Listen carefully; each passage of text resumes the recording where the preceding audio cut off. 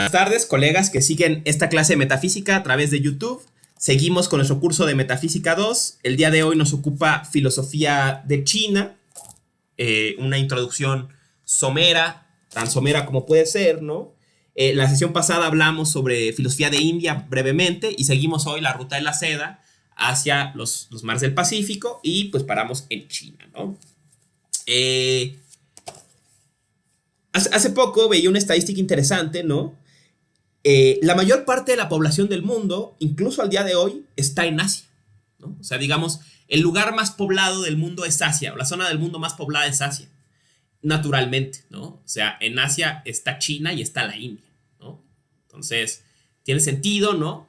Pero habría que decir, ¿no? Que si habláramos en términos muy antropocéntricos, estrictos, pues realmente el centro del mundo es China y la India, ¿no? O sea, en términos humanos, ¿no? Digamos, lo más humano, donde hay más gente, ¿no? Y donde más ha florecido la cultura, ha sido en China y la India, ¿no?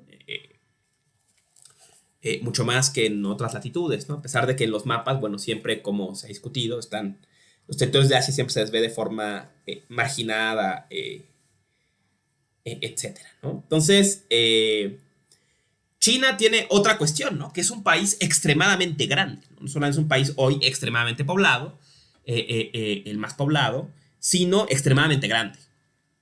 Y esto va a hacer que tenga una variedad de climas, ¿no? El norte de China es seco, el sur, cerca de las montañas, es extremadamente frío, el este que ve hacia el mar es zona monzónica, o sea, de una extremísima humedad, y estas diferencias todas atraviesan la gestión de un montón de culturas o de eventualmente una cultura que se unifica en este territorio tan inmenso, ¿no? Con tantísima gente, con tantísima historia, ¿no? Y que, bueno, ¿no? Va a estar atravesado por un montón de cosas, ¿no? La historia de China, no vamos a entrar en detalles de la historia de China, ¿no? Suele contarse en dinastías, ¿no? Aquí veremos una peculiaridad que comparte con Japón, que es la de las eras, ¿no? O sea, la historia siempre se cuenta en términos de eras, ¿no? Según normalmente quién reinaba, en este caso en términos de dinastías, ¿no? Épocas por dinastías, no hablaremos de todas las dinastías, pero reconoceremos dos dinámicas importantes, o de una dinámica importante, ¿no? La historia de China, política, económicamente, puede pensarse en lapsos de guerra y paz. Y esta guerra y paz suele ser una guerra entre el norte y el sur, periodos de guerra entre norte y sur, y periodos de unificación, ¿no? Entonces habría esta tensión interna entre norte y sur en China, ¿no? Con sus territorios, necesidades, condiciones tan distintas, ¿no? Periodos en que está unificada toda China, periodos en que está dividida en dos o más reinos, ¿no? Pero siempre en esta tensión norte y sur, ¿no? Siguiendo esta guía, digamos, ¿no? De las dinastías y de la tensión unificación-guerra, ¿no? Podríamos decir que la historia de China propiamente comienza en el 221 a.C. con la dinastía Qing, que da nombre al territorio, que es la dinastía que logra la unificación, la primera unificación del territorio chino.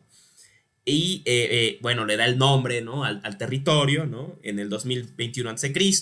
Luego vendría otro episodio, obviamente vamos a brincar episodios, ¿no? Otro relevante para nosotras y nosotros va a ser la dinastía Tang. La dinastía Tang del 618 al 907 después de Cristo, porque esta dinastía va a ser budista, ¿no? La capital de la dinastía Tang está en Xi'an, ¿no? Donde están los famosos guerreros de terracota, y va a ser una dinastía budista, ¿no? Entonces, el budismo se va a extender, no va a llegar en esta época, pero sí se va a extender de forma importante en el periodo Tang, ¿no? Habría que mencionar luego a la dinastía Ming, ¿no? De 1300, estás hablando del 618 a 907, el periodo Tang, ¿no? La dinastía Tang. La dinastía Ming, habría que mencionarla también, del 1300 al 600, de 1368 a 1644, años importantes, ¿no? El inicio de las aventuras coloniales de Occidente en Asia. las aventuras coloniales modernas, claro, ¿no? Que va a poner su capital en Beijing. Después de eso vendrá la segunda dinastía Qin, que será importante porque la segunda dinastía Qin es la última dinastía de China, ¿no? Desciende de 1644 a 1912. Y en 1912 va a ser va a vivirse la primera revolución, la llamada primera revolución china, ¿no? La confrontación con facciones militares, con Sun Yat-sen, con Chiang Kai-shek, con todos estos personajes, y se va a implantar en 1912 la República, ¿no? La República China, y después de la ocupación japonesa, de la que hablaremos abundantemente en la siguiente sesión, durante la Primera Guerra Mundial, Japón empieza a avanzar intereses coloniales en China, particularmente en la región de Manchuria, pero va a avanzar a todo el territorio eventualmente, y va a ser siempre, ¿no? el plurito de los militaristas japoneses hacerse de China, ¿no? Desde la Primera Guerra Mundial. Y obviamente, pues esto va a marcar, a poner en jaque a la naciente República China, ¿no? Viviendo asediada por los intereses coloniales occidentales por un lado, y por otro, los intereses coloniales japoneses, ¿no? Entonces va a ser una situación bien compleja. Y después de un proceso de combate de la invasión japonesa, de los estragos de la Segunda Guerra Mundial, de las luchas de facciones interiores entre la República y la guerrilla comunista, finalmente en 1949 se va a implantar la República Popular de China, y de ahí otro episodio importante, no entraré en mucho detalle, aunque sí es muy importante para la filosofía, va a ser en los años 60 el regreso de Mao Zedong y la revolución cultural, ¿no? O sea, hay dos momentos, digamos, ¿no?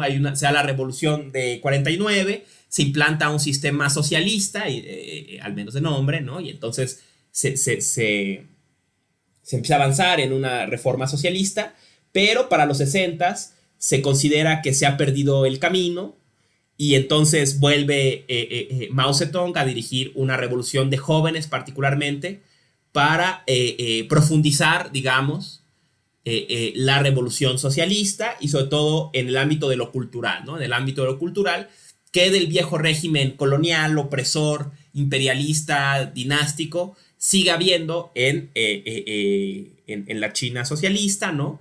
Y hay una purga fuerte, ¿no? De lo que es considerado ideologías del pasado, ¿no? Y evidentemente, bueno, se lleva entre las patas al budismo, al taoísmo, ¿no? Que van a ser fuertemente mermados en esta época, aunque no desaparecerán incluso en la China de hoy, aunque sin duda está en una condición bastante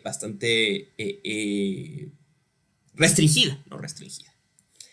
Entonces, ¿no? Vemos tres episodios, ¿no? La dinastía Qing, Tang, Ming, la segunda dinastía Qing, la república democrática, entre comillas, o burguesa, digamos, en las viejas categorías marxistas, ¿no? Y la república popular en 49, la revolución cultural en los 60, ¿no? Serán hitos que tenemos que tener presentes en nuestra brevísima introducción a la filosofía china, ¿no? Dicho eso, ¿no? La filosofía china es muy rica y muy peculiar.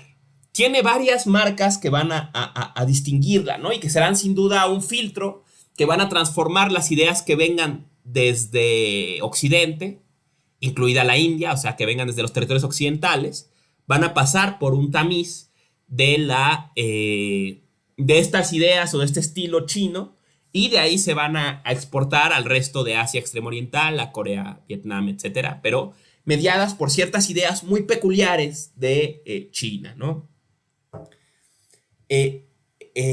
Una de las primeras ideas que los especialistas han reconocido es que en la tradición china, desde muy temprano, se abandona la idea de Dios personal.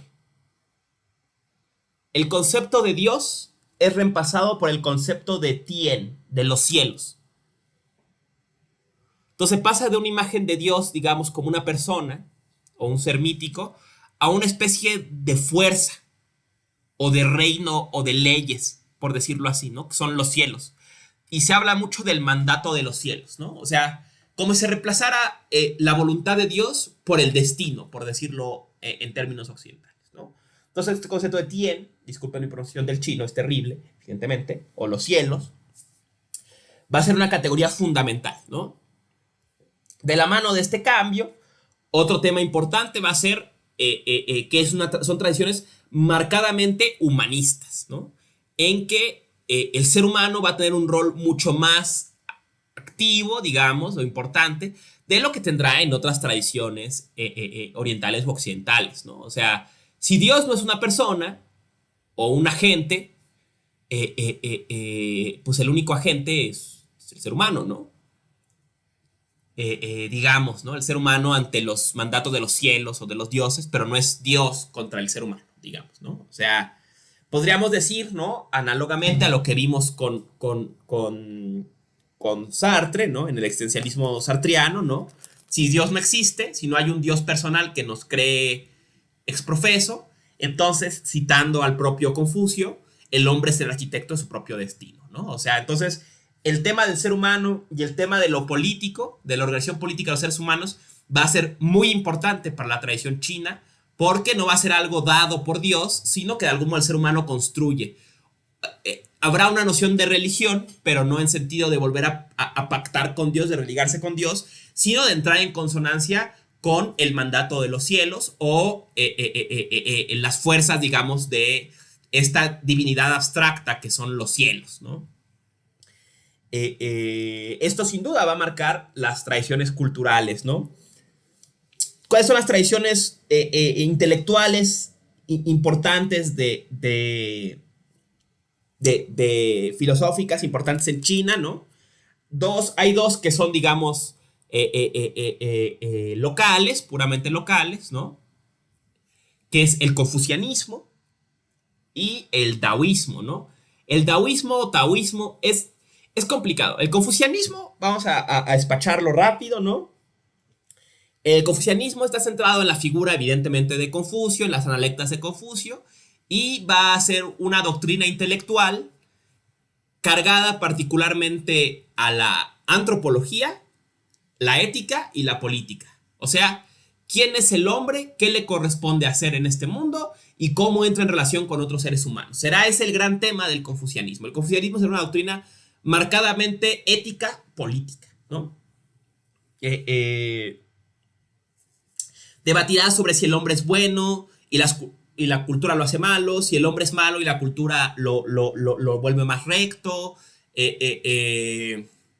si el hombre actúa de propia voluntad, si es movido por el mandato de los cielos, si hay jerarquías naturales, cómo funcionan las jerarquías naturales, si no las hay, cómo debe ordenarse la sociedad, todo eso, ¿no? Será el tema del confucianismo y será una de las doctrinas filosóficas más importantes de China, ¿no? El confucianismo, a la fecha porque hablaremos brevemente, ¿no? El confucianismo va a sobrevivir a la navaja de Occam de la revolución cultural, ¿no? De algún modo el ideario comunista le va a dar el visto bueno al confucianismo y el confucianismo va a seguir siendo importante aún en la China moderna, ¿no? O sea, a pesar de todo, ¿no? Se respeta el confucianismo. Luego viene el daoísmo, ¿no? El daoísmo es un concepto puesto a posteriori sobre un montón de creencias nativas de China, digamos, ¿no? Ideas, ¿no? El concepto de Dao, el concepto de Wu Wei o de acción sin agente o acción sin acción, el concepto de fluir, ¿no? Esta idea de ser como el agua que fue tan importante en las protestas en Hong Kong,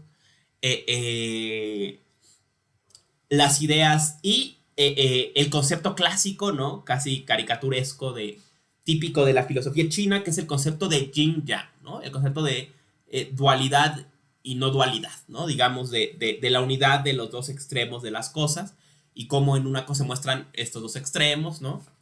Y claro que eso conecta con otra tradición intelectual que es tradición, tradición religiosa y de adivinatoria, que es el I Ching, ¿no? El I Ching, todas estas ideas, ¿no?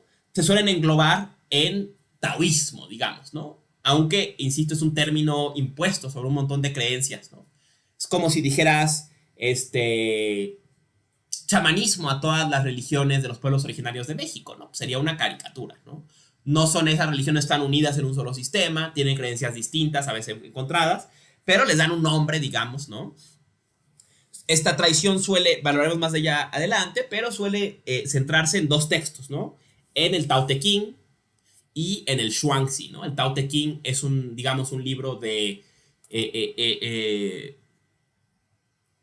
¿cómo escribirlo? De máximas, habrá que decirlo, de aforismos, quizás, ¿no? Sobre el Tao, sobre qué es el Tao, ¿no? Hablaremos del texto adelante, pero eso, luego está el Xuanzi. El Xuanzi es una compilación de historias que expresan estas máximas o estas creencias taoístas y la actitud de el sabio frente al mundo, ¿no? Pero ahora bajo la forma de historias, ¿no? Hablaremos tal vez de algunas historias del Xuanzi. Y luego está el I Ching, ya hemos hablado del I Ching, pero básicamente es un libro que funciona de una forma parecida al tarot. A través de un proceso de adivinación medio complejo que no entiendo, pero que tiene que ver con que quemas unos palos y entonces que sale y no sé bien cómo funciona. No, primero era eso, luego tirabas unas monedas y lo que salía y la chingada, ¿no? Disculpen, bueno, tirabas las monedas, ¿no? Pero el tema es que te salía un número o una combinación de números. Y con esa combinación de números tú consultas el I Ching, el libro del I Ching, y ese libro, a partir de esto, te da una serie de arquetipos, digamos. Claro, lo estoy leyendo evidentemente Jung, de forma junguiana, ¿no? Que Jung tuvo un gran interés en el I Ching en sus últimos años, ¿no? Pero lees ese libro y ese episodio, ¿no? Vamos a leer uno, ¿no? Aquí tengo mi I Ching. No paramos por aquí está. Vamos a leer un episodio al azar, ¿no? Digamos que echamos los dados y nos sale, pongamos pues la página, a ver, puse una sin ver. Ahí está, ¿no? Entonces nos sale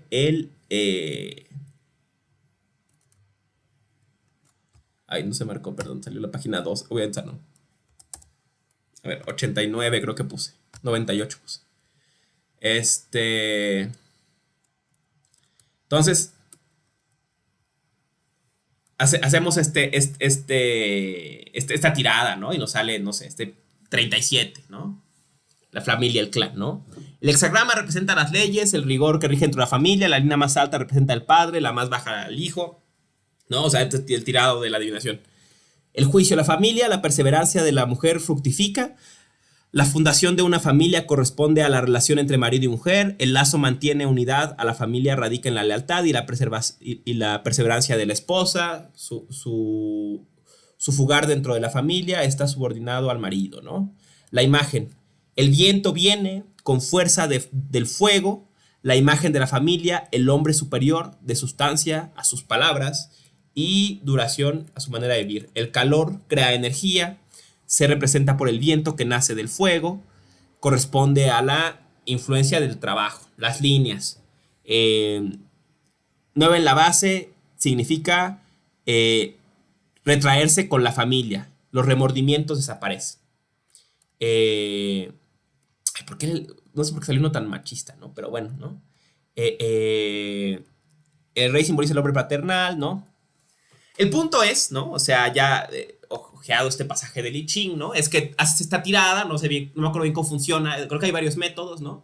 Te sale un número y lees ese pasaje, y de ese pasaje la idea es que son arquetipos, ¿no? O sea, o temas, digamos, arquetipos, arcaicos, experiencias que todas y todos atravesamos, ¿no? Entonces la idea es que algo de lo que leí ahí me debe hacer sentido, ¿no? Entonces a lo mejor lo leo y digo, ay, sí, la familia, hay que retraerse a la familia.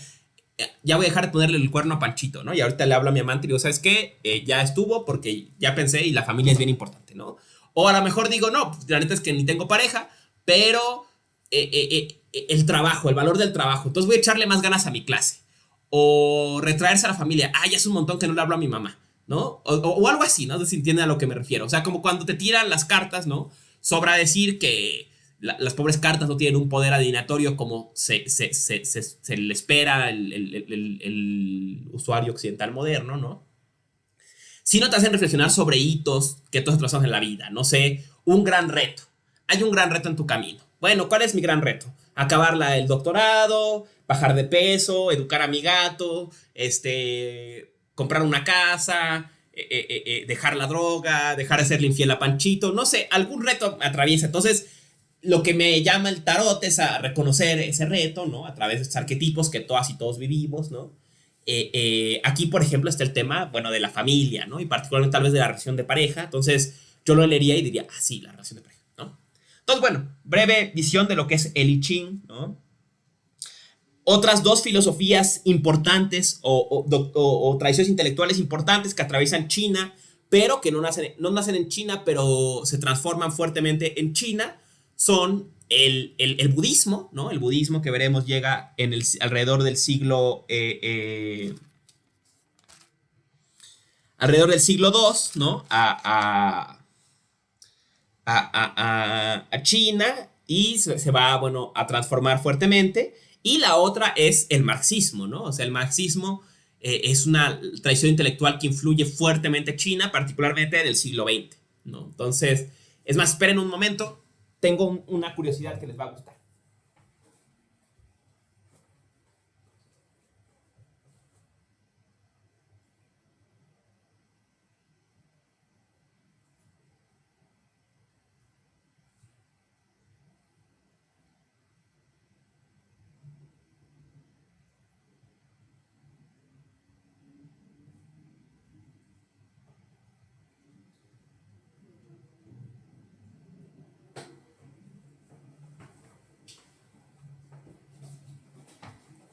Ya, volví, perdón. No encontré la que quería, la debo tener guardada en algún lado por su valor histórico, ¿no? Pero tengo esta, ¿no?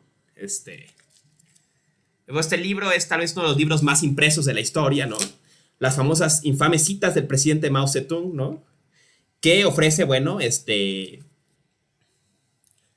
citas, ¿no? De textos o discursos de Mao Zedong que supuestamente servían para toda ocasión, ¿no? Entonces, como estos libros que dan los catequistas en la calle, ¿no? En las que uno lee y reflexiona, ay, sí, la familia, no más, ¿no? Y entonces lo lee. Este libro era importantísimo durante la Revolución Cultural porque era, pues, de algún modo el manifiesto, ¿no? De esa revolución, ¿no? Lo interesante de este texto es que a pesar de que tiene ideas marxistas clásicas, particularmente marxista-leninistas, o sea, del corte soviético, sobre todo más de la época de Stalin, ¿no? Un poco esas ideas, ¿no? Va a tener ideas novedosas de Mao Zedong, ¿no? Sobre la revolución popular, el rol del campesinado, que van a ser diferentes un poco al credo marxista, ¿no? Tradicional. Pero además, ¿no? Lo que a mí me parece interesante es que tiene figuras sacadas del Tao Te Ching, ¿no? Vamos a ver una, concretamente, la encontrarán, la leeremos en el Tao Te Ching. Estamos en 6, el imperialismo y todos los reaccionarios son tigres de papel.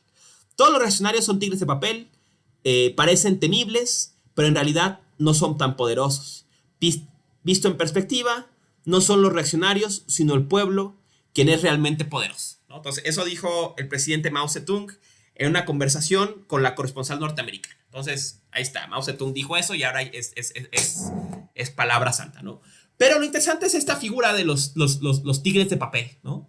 Porque es una figura que parece taoísta, ¿no? O sea, parece del Tao Te Ching, ¿no? Y es curioso ver cómo está este sincretismo incluso entre marxismo, la revolución china con sus peculiaridades coloniales, los tipos de opresión peculiares que atravesaban China y demás, ¿no? Y además elementos tradicionales de las tradiciones autóctonas como es el taoísmo, ¿no? Lo mismo va a pasar con el budismo, que es el que sí nos ocupa, ¿no? Esta no es clase de reírnos de Mao, ¿no? Pero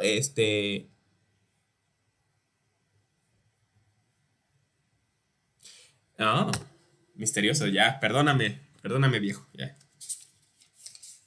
Fue este güey, ¿no?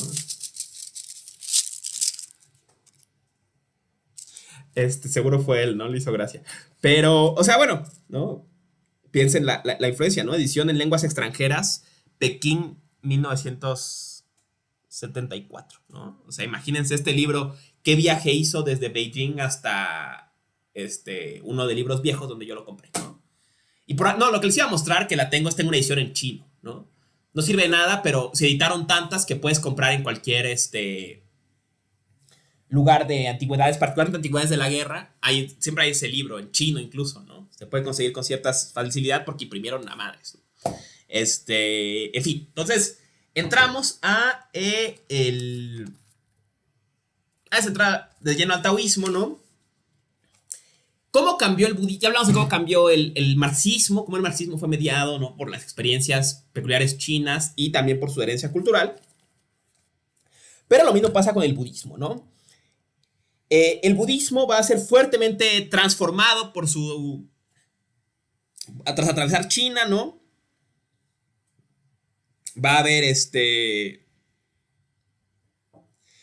primer gran cambio va a ser que el budismo va a integrar muchos elementos del taoísmo.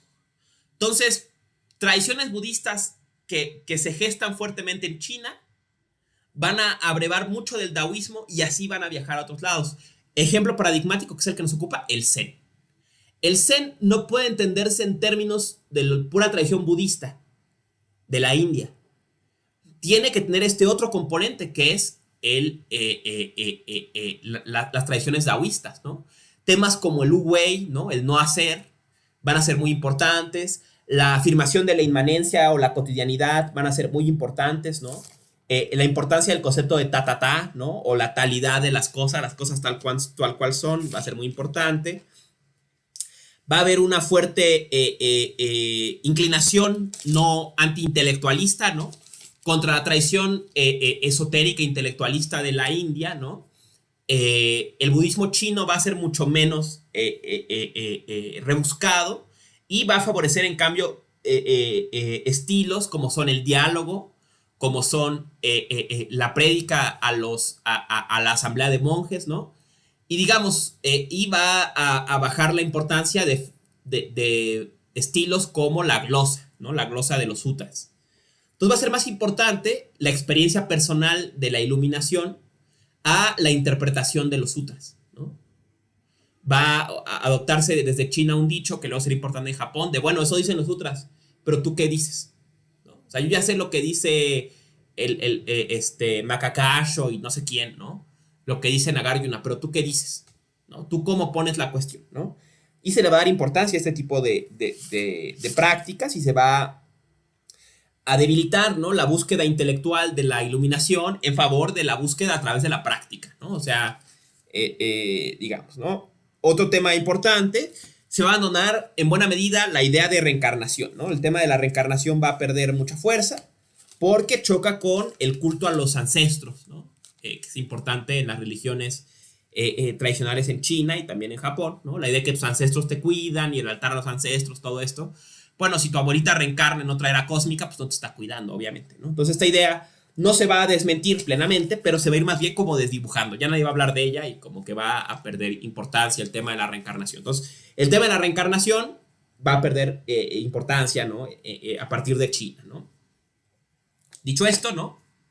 Entremos primero a un poco a hablar de taoísmo, ¿no? Y cómo es el taoísmo va a atravesar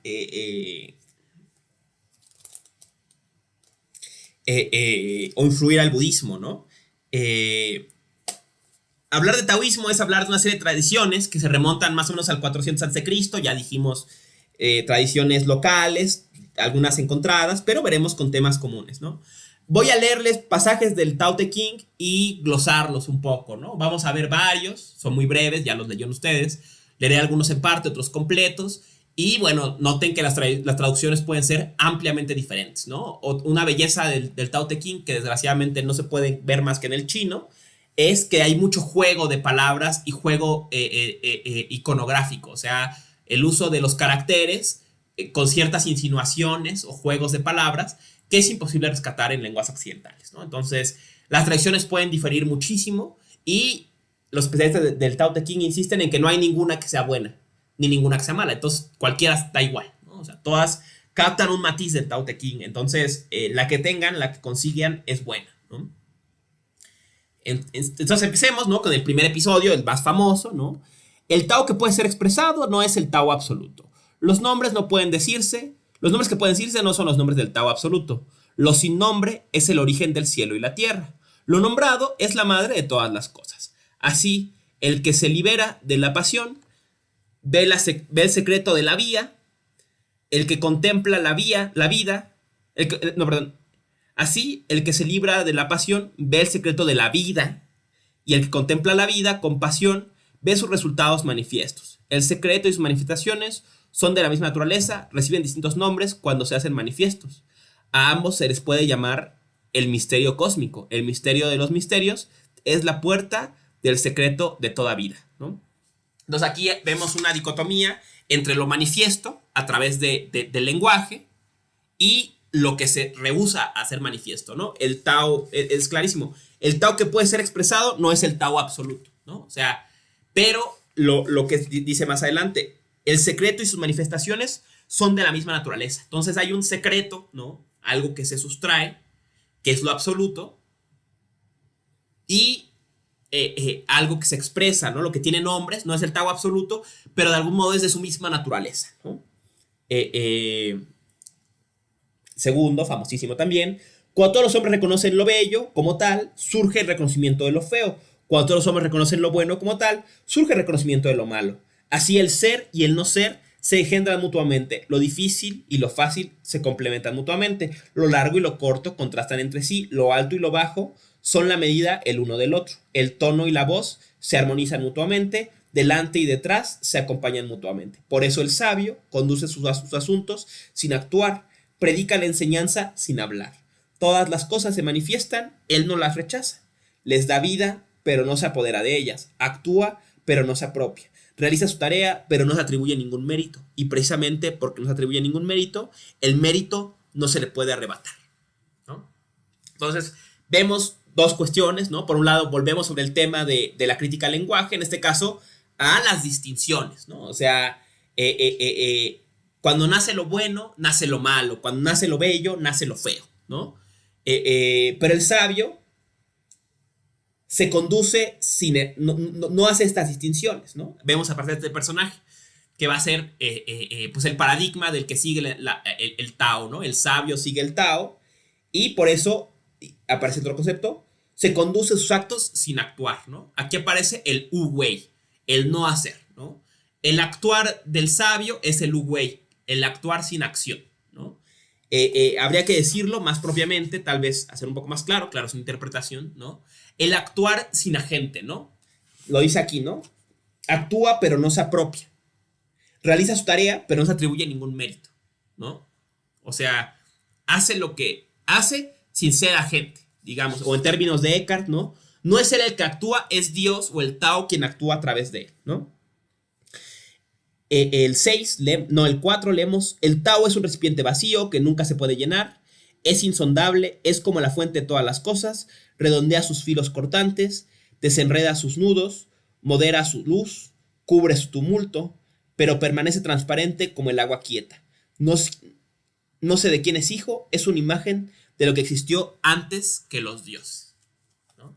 Entonces, estamos pensando en un plano primigenio de no diferenciación, y la imagen por excelencia que estamos viendo traslucir es la del agua. El Tao, lo que sea este absoluto innombrable, es como el agua.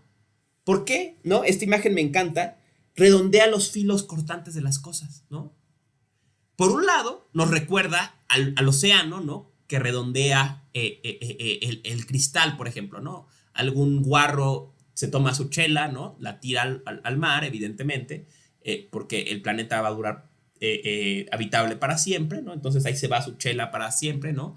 Pero el mar redondea lo cortante del vidrio, ¿no? Y nos llegan estas bellísimos cachos de vidrio redondeados, ¿no? Por la acción constante del agua, ¿no? Que también es cierto punto intangible, ¿no? La agarramos y se nos va de los dedos, ¿no? Vence lo duro, veremos pronto el tema de lo duro, lo suave vence a lo duro, ¿no? Pero también, ¿no? Imaginamos los filos cortantes, ¿no? Pensemos en la idea platónica de forma, ¿no? El eidos, la forma de algo, es lo que corta esa cosa exactamente, ¿no? Lo que delimita lo que algo es y no es todo lo demás, ¿no? Eh, eh, lo que hace que algo sea lo que es y no otra cosa, decía Aristóteles, ¿no? Entonces, ¿no? Este absoluto redondea esos filos cortantes de las cosas, ¿no? Está más allá del plano de la diferenciación. Fíjense qué bello es el Tao Te Ching, ¿no? Leemos el 6, ¿no? El espíritu del valle nunca muere, es la hembra misteriosa. La puerta de la hembra misteriosa es la raíz del cielo y la tierra. Parece permanecer por siempre, su eficiencia es inagotable. Por otro lado, ¿no? Vemos un tema otra vez que recuerda a lo que discutimos con Eckhart, ¿no? En que este absoluto es pensado en términos femeninos, ¿no? Y en términos particularmente, claro, pensemos, estamos parados en el 400 antes de Cristo, ¿no? Los temas del sexo y el género, bueno, se veían de forma muy distinta en esta época, ¿no? Pero la idea de la procreación, ¿no? Y de la apertura, ¿no? De la apertura y la procreación como propiedades del valle, propiedades de lo femenino, ¿no? Usando la palabra de Mecano, ¿no? De lo cóncavo y lo convexo, ¿no? Leemos otros, en paso el 5 es famoso, ¿no? Bellísimo. La naturaleza no es sentimental, trata todas las cosas como a perros de paja. El sabio no es sentimental, trata a los hombres como a perros de paja. El universo es como un fuelle, está vacío, pero es inagotable. Cuando más se le hace trabajar, más produce. El exceso de palabras agota la inteligencia, es mejor aferrarse a lo esencial. Este es uno de mis favoritos. Tiene dos partes, ¿no? Por un lado está el tema de la naturaleza y el sabio tratan a todo como a perros de paja. ¿Qué es un perro de paja?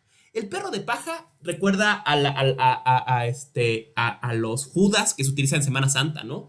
Son figuras de perros que se hacen con paja, evidentemente, ¿no? Muy bellas. Y esas figuras en las tradiciones chinas, ¿no? Se las adorna se les pone adornos, ¿no? Se las viste, se las arregla muy bonito, ¿no? Y al cabo de un tiempo, en la ceremonia, les prenden fuego, ¿no? Como se hace con los judas, ¿no? No los judiciales, aunque también deberían ser, ¿no? Con la imagen del diablo, del Judas, ¿no? Se la hace muy bonita, se la arregla y llegada a la fiesta se le prende fuego, ¿no? Entonces la naturaleza trata a todos como a perros de paja, ¿no? Esta imagen es bella. Una especialista en el Tao Te Ching que antes daba clase en la facultad, no sé si siga dando porque hace mucho que no atravieso contacto con ella, pero es Paulina Rivero, ¿no? Paulina Rivero hablaba mucho de este pasaje, ¿no? Y le sorprendía esta relación con el perro de paja, ¿no? O sea, la naturaleza nos trata a todos como perros de paja, ¿no? O sea, en un tiempo nos endiosa y nos sustenta, y en otro tiempo nos deja que nos consumamos, ¿no? Y así el hombre trata a todos como perros de paja, ¿no? O sea, en los términos, ¿qué busca rescatarse el perro de paja? El no apego, ¿no? O sea, tú haces a tu Judas muy bonito y no le quieres prender fuego, ¿no? Pero el valor de la ceremonia es eso, ¿no? Que ahora algo que le cuidaste tanto, lo dejes ir, ¿no? Es el valor de esta ceremonia, ¿no? Y que es común en muchas culturas, ¿no? Esa típica acción de crear algo muy bello y al final destruirlo, ¿no? Y bueno, está la otra parte, el mecanismo de fuelle. Ya lo hablamos cuando vimos Hesiodo el semestre pasado, ¿no? Pero me gusta mucho esta imagen, ¿no? El universo es como un fuelle, ¿no? Es un juego de contrarios, ¿no? Pero que eventualmente, en su tensionalidad, que les da unidad, ¿no? Está todo el tiempo produciendo. Está vacío, pero produce, ¿no? O sea, el fuelle está así, ¿no? O sea, se abre y se cierra y sopla aire, ¿no? Es vacío, pero es inagotable, ¿no? El ejemplo de los mandalas de arena, muy buen ejemplo, ¿no? No es casual, ¿no? Ese ejemplo suele ser pensado en las tradiciones místicas de las Theravada, que muchas operan en la India. Algo que hay que decir, perdón, una nota. Cuando hablamos del budismo de China, hay que hablar de dos cosas, ¿no? Del budismo Theravada de los Himalayas, que es un budismo místico chino, fuertemente heredero de la tradición de la India, y que se muda hacia los Himalayas, ¿no? Y otro budismo, ¿no? Que es particularmente tradiciones como el Chan, ¿no? el budismo solo conciencia, otras formas que tuvieron más amplia distribución y más sincretismo con China, ¿no? Nos referimos particularmente al Chan más que al Theravada y al budismo del Tíbet, ¿no? Con todo el respeto que esa tradición merece, pero más nos ocupa este que se gesta en el resto del territorio chino, porque es el que llega a Japón, ¿no? El Theravada está resguardado por los Himalayas, y ahí mantiene su conexión con las prácticas más antiguas del budismo, pero pues también eso lo merma mucho, ¿no? O lo ha frenado mucho de desarrollarse en el mundo hasta ahora, ¿no? Que en Occidente pues, ha avanzado tantísimo esta forma de budismo, ¿no?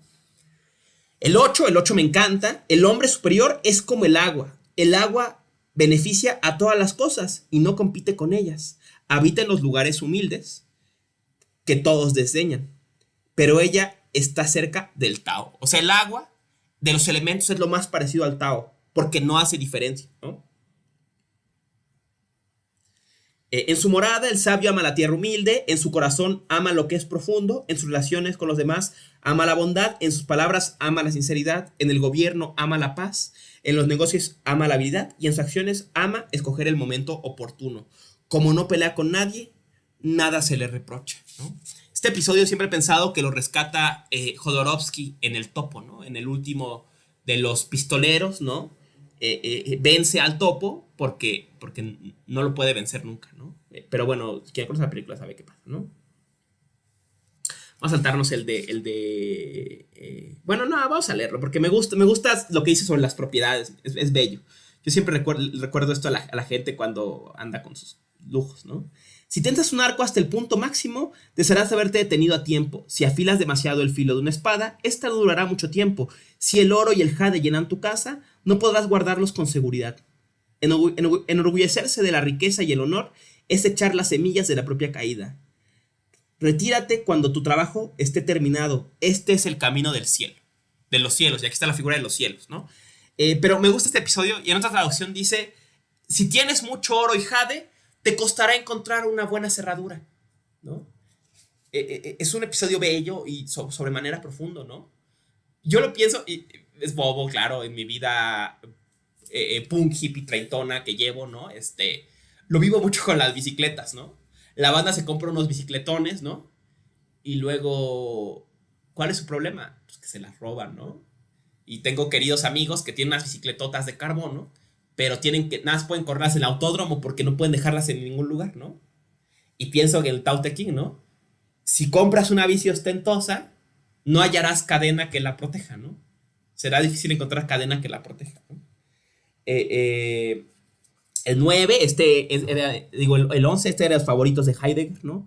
30 radios se unen en el cubo de una rueda, del vacío del cubo surge la utilidad de la rueda. Forma una vasija con arcilla, del vacío de la vasija surge su utilidad.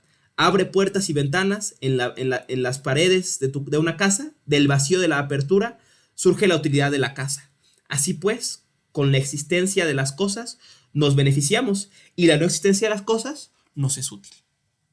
Este ejemplo es poderosísimo. Si en su carrera, cuando sigan su formación y lean La cosa de Heidegger, verán que esto tal cual es lo que dice Heidegger.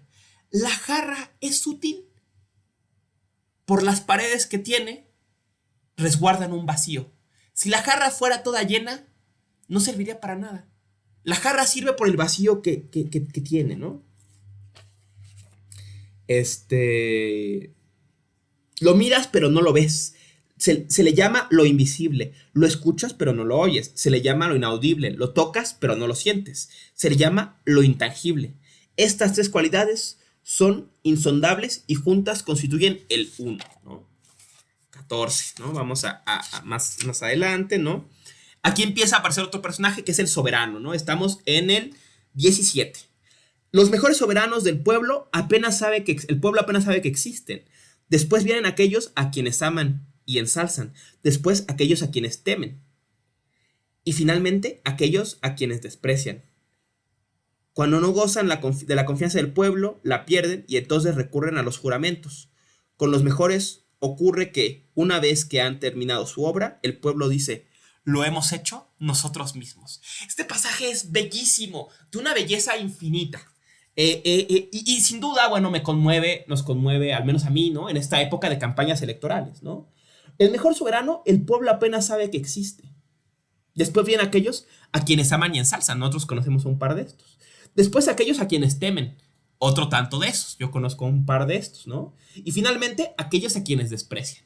Y la próxima vez que pasen por la calle y disfruten del bello gesto de unos cuernos o unos bigotes pintados en su candidato favorito, recuerdan que el último episodio en la política es al soberano al que todos desprecian, ¿no? O como decía la gente de Costa Rica, al señor de los memes que no sabían que era presidente de México, ¿no? A Peña Nieto, ¿no? Y este episodio digno, ¿no? De las traiciones ácratas más bellas, ¿no? Con los mejores ocurre que una vez que han terminado su obra, el pueblo dice, lo hemos hecho nosotros mismos. Qué bella frase, qué bella frase. Obviamente no fue de gracia, ¿no? O bueno, en cierto punto, ¿no? De la tradición marxista, ¿no? Este pasaje. Eliminad la instrucción y terminarán las preocupaciones. ¿Qué diferencia hay entre A y O? ¿Qué diferencia hay entre bien y mal? No se puede dejar de temer. No se puede dejar de temer lo que los hombres temen, pero qué lejos está el alba del despertar. Este pasaje me gusta, ¿no? El uso de las onomatopeyas, luego va a ser típico de la tradición budista, ¿no? La naturaleza dice pocas palabras, estamos leyendo el 23. La naturaleza dice pocas palabras. Por eso, un huracán no dura toda la mañana, un aguacero no dura todo el día. ¿De dónde proceden? De la naturaleza. Ni siquiera las manifestaciones de la naturaleza duran mucho, cuanto menos, pues, el hombre. Por consiguiente, el que sigue el Tao se identifica con el Tao. El que sigue la virtud se identifica con la virtud. El que abandona el Tao y se identifica con el abandono del Tao, a aquel que se identifica con el Tao también está contento de acogerle. A aquel que se identifica con la virtud también está contenta de acogerle. A aquel que se identifica con el abandono también está contento de acogerle, ¿no? Pasaje bellísimo. Y nos muestra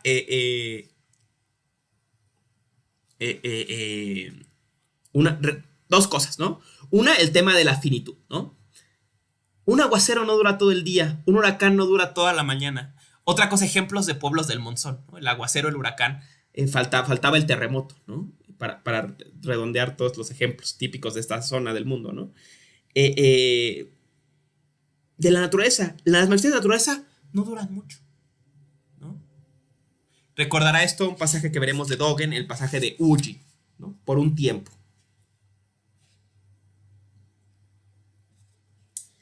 Antes de que el cielo y la tierra existieran, ya había algo nebuloso, silencioso, aislado, solitario e inmutable, que gira eternamente sin cesar y se puede considerar la madre de todas las cosas. No conozco su nombre y lo llamo Tao. Si me obligan a darle un nombre, lo llamaría grande.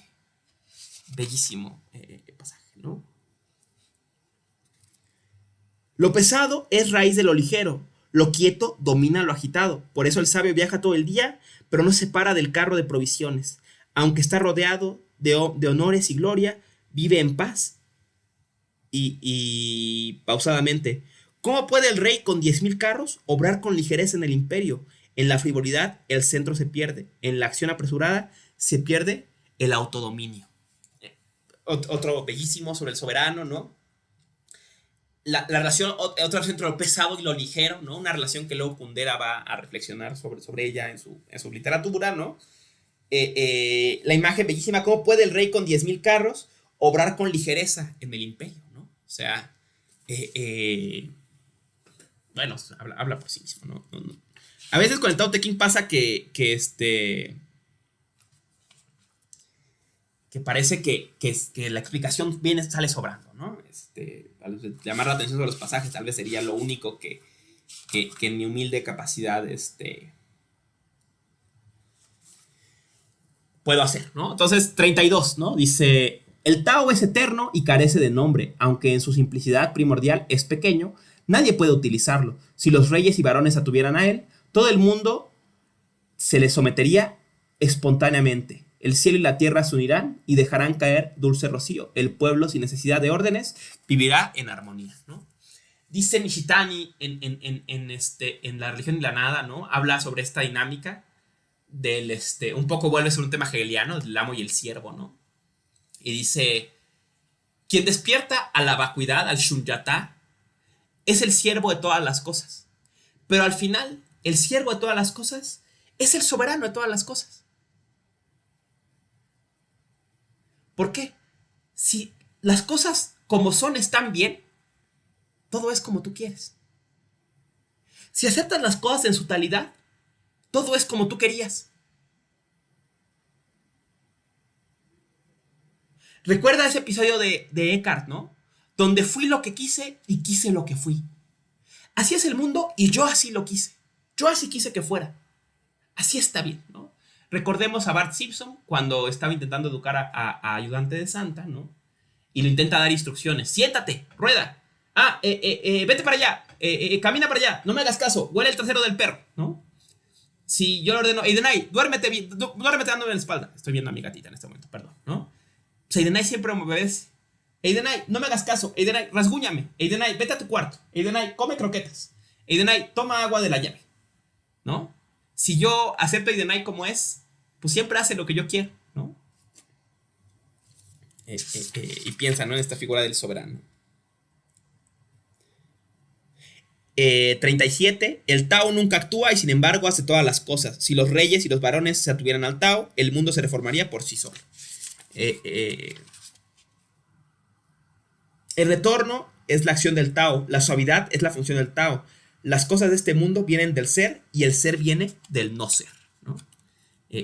Bueno, es evidente porque Heidegger se conmovió, ¿no?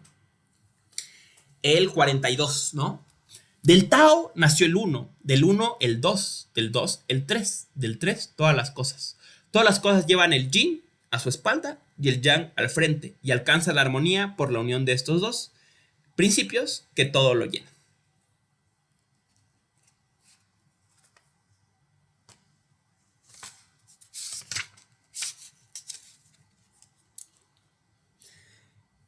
Este era uno de los favoritos de Heidegger, incluso en una carta se lo manda a Junga, ¿no? El 47, ¿no? Lo mencionamos cuando hablamos de Junga. Sin salir de casa, uno puede conocer el mundo. Sin mirar por la ventana, uno puede ver el Tao del cielo. Cuanto más lejos se va, menos se sabe. Por eso el sabio conoce sin viajar, comprende sin mirar, realiza sin actuar.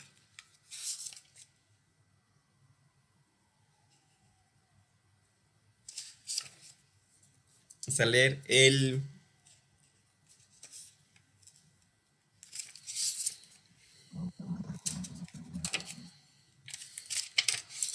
el de las no acciones. Tengo muchos seleccionados, pero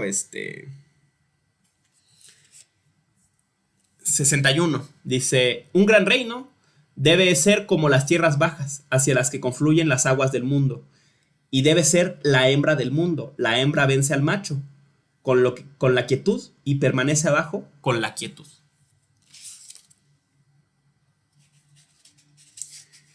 63, perdón.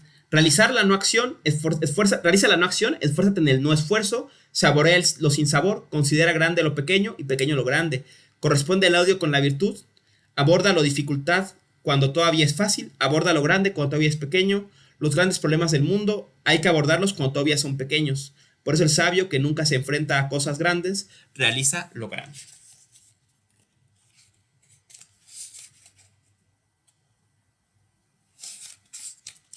Y bueno, dejemos Bueno, leamos este último, ¿no? El 77.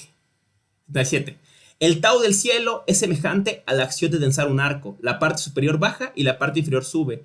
Lo demasiado largo se acorta, lo demasiado estrecho se ensancha. El camino del cielo quita al que tiene demasiado y da al que no tiene bastante. El camino del hombre es diferente, quita al que le falta y le da al que le sobra.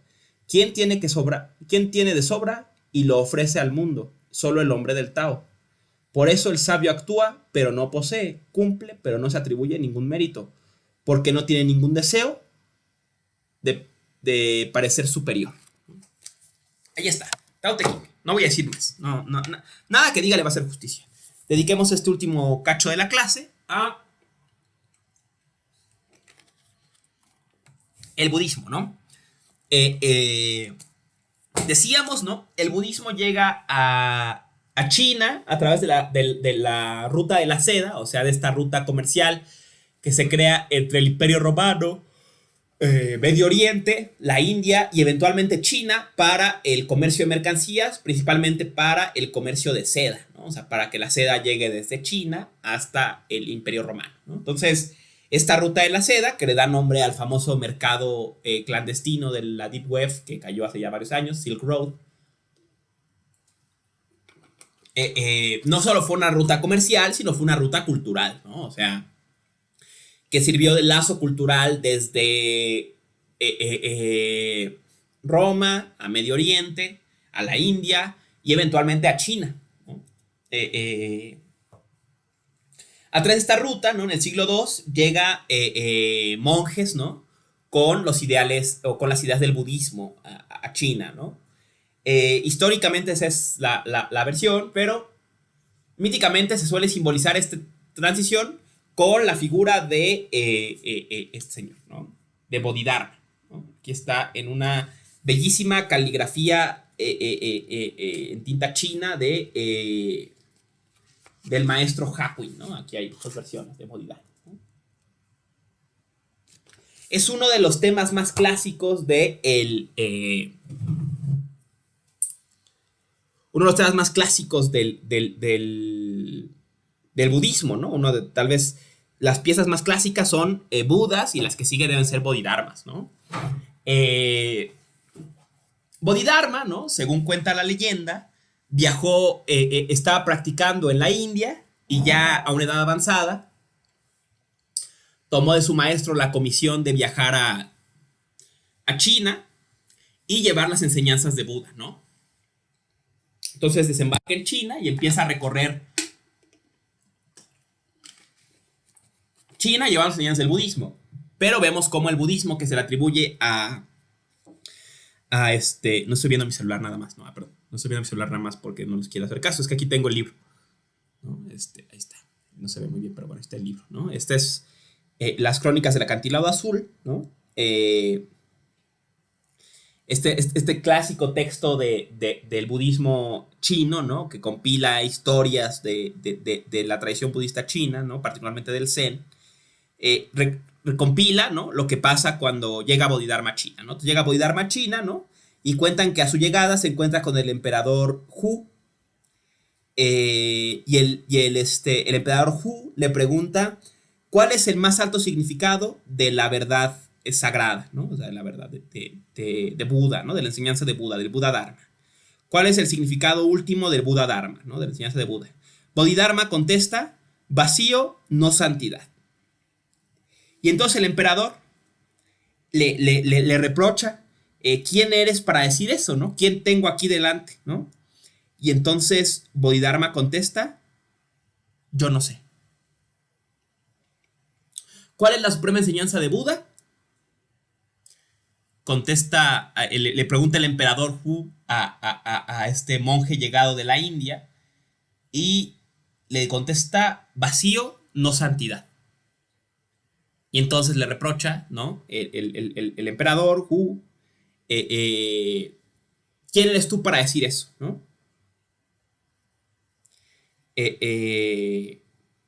Y Bodhidharma contesta, no sé. Otro episodio de la historia con el emperador Wu. Cuando Bodhidharma conoció por primera vez al emperador Wu, este le dijo, he construido templos y ordenado monjes. ¿Qué mérito hay en esto? O sea, ¿qué mérito he obtenido por todo el fomento que he hecho al budismo? Y Bodhidharma le dijo, no hay mérito. Y inmediatamente bañó al emperador con agua sucia. Y ya, ¿no? Parece que es el fin de la historia, al menos como está en esta crónica en Crónicas del Acantilado Azul. Esta historia es un tema típico del budismo, ¿no? Pero bueno, a eso encuentras con el emperador Wu, ¿no? En que vemos varios componentes, ¿no? Un número vacío, no santidad, ¿no? O sea, el centro de la enseñanza de Buda es la vacuidad y la negación de lo sagrado, ¿no? La cuestión, digamos, en términos más taoístas, de la dicotomía sagrado-profano, ¿no?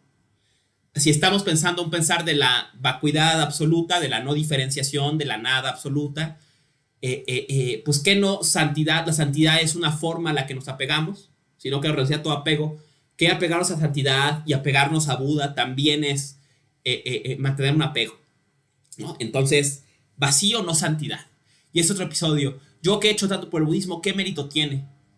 Y le dice, no hay mérito. Y le echa agua sucia. Imagínense echarle agua sucia al emperador de China, ¿no? Más siendo un monje tú solo, ¿no? Ahí andando, ¿no? O sea, otro elemento que vemos aparecer ya en la historia sobre Bodhidharma es que la expresión de la enseñanza de Buda,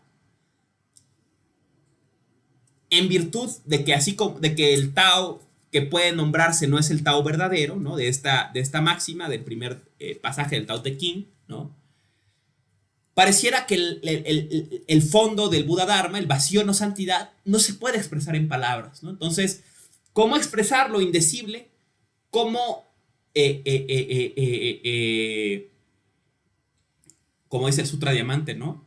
Decir el Buda Dharma y no lo que se llama Buda Dharma, o sea, las palabras Buda Dharma, y sino decir lo que ellas intentan asignar. Tal vez la forma adecuada no es una palabra, sino es un acto, ¿no? Y aquí viene una clásica característica del budismo chino y luego japonés, que es la expresión a través de diálogo, o sea, el diálogo como un formato de la enseñanza, ¿no? Rescatar estas conversaciones más que grandes tratados, y que en estas conversaciones la gran verdad se explica no necesariamente a través del discurso, sino a través del performance, a través de la acción, a través de actos, ¿no?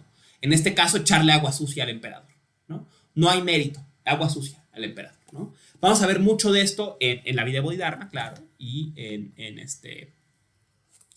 con muchos episodios del budismo chino y luego japonés, ¿no? Entonces, para ser Bodhidharma, después de eso sigue sus viajes por China y se instala en la zona de los bosques jóvenes, o sea, en el bosque joven, o sea, en el bosque Shaolin, ¿no? En el templo del templo Shaolin, o sea, del bosque joven, ¿no? De los árboles jóvenes, ¿no? Y en el templo Shaolin, al parecer, todo el día practica Bodhidharma, encuentra una cueva cerca de este templo, donde practica lo que se llama en japonés Zazen, o sea, la meditación budista, ¿no? Y medita frente al muro, ¿no? Entonces, medita frente al muro Bodhidharma. Aquí hay un poema a Bodhidharma, dejen ver si lo encuentro. Lo estaba leyendo ahora porque preparaba la clase, pero estaba preparando en el teléfono porque es el siglo XXI, ¿no? Y no lo guardé, disculpen. Pero bueno, practica dos Bodhidharma, practica frente al muro, ¿no? Y luego de la tarde se regresa al templo. Y así durante mucho tiempo, hasta que un día ya no regresa, ¿no? Y cuando lo van a buscar, lo encuentran sentado, meditando, ¿no? Y ahí hay mil historias, ¿no? Una de las razones por las que se pinta a Bodhidharma, se le suele pintar peludo, ¿no? La razón es es que era de la India, ¿no? Y entonces, pues, saben ustedes que la gente de la India tiene vello facial poblado, ¿no? Digamos. Y que contrastaba fuertemente con los chinos, ¿no? Otra característica es que se le pinta con la cara deformada, sobre todo con granos. Supuestamente esto lo que simboliza es que Bodhidharma meditaba durante el verano en que había muchas moscas, porque era zona del monzón, ¿no? Todos los bichos le picaban, pero ni eso lo interrumpía en la meditación, ¿no? Y cuenta que meditó por 9 años. Tanto meditó que su sombra, dicen, se imprimió en la roca. O sea, la sombra que pintaba su cuerpo se quedó plasmada en la roca hasta que un día se levanta del Zazen, ¿no? Por presión de uno de sus discípulos, ¿no? Que había encontrado que solo seguían por su práctica, o sea, porque meditaba mucho y ya, ¿no? Y, por ejemplo, otro típico símbolo cultural de Bodhidharma es el Daruma, ¿no? El Daruma es esta figurita japonesa que es como una cabecita roja, ¿no? Con una especie de capucha roja, ¿no?